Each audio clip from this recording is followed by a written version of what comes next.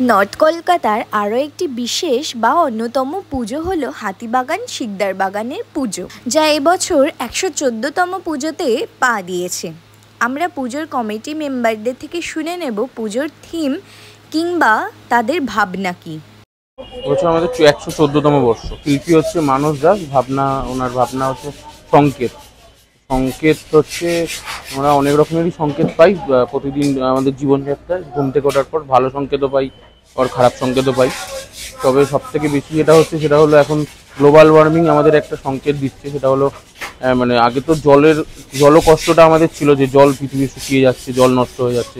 এখন আমাদের এমন অবস্থা হয়েছে জল আমাদের কিনে খেতে হচ্ছে। মানে আমরা যখন বাইরে কোথাও বেরোই বা বাইরে কোথাও আমরা যখন ট্রাভেল করি বা কাজ করি, তখন আমাদেরকে 20 টাকা 30 টাকা দিয়ে 1 লিটার জলের জন্য আমাদেরকে পে করতে হচ্ছে। এরপর হয়তো একটা দিন আসবে আমরা হয়তো টাকা দিয়েও জল কিনতে পারবো না। তো সেই ব্যাপারেই সংকেত দিচ্ছেন। বিভিন্ন রকমের সংকেত রয়েছে, সেটা ভালো সংকেত রয়েছে, অশুভ সংকেত, শুভ সংকেত রয়েছে, অশুভ সংকেত রয়েছে। এটাই আমাদের ভাবনা। এবার তো নর্থ কলকাতায় ঠাকুর দেখতে আসলে হাতিবাগানের শিকদার বাগান সাধারণ দুর্গা উৎসবের ঠাকুর দেখতে আসবেন। আর ভিডিও ভালো লাগলে অবশ্যই সাবস্ক্রাইব করে যাবেন। শুভ শারদীয়ার সকলকে শুভেচ্ছা।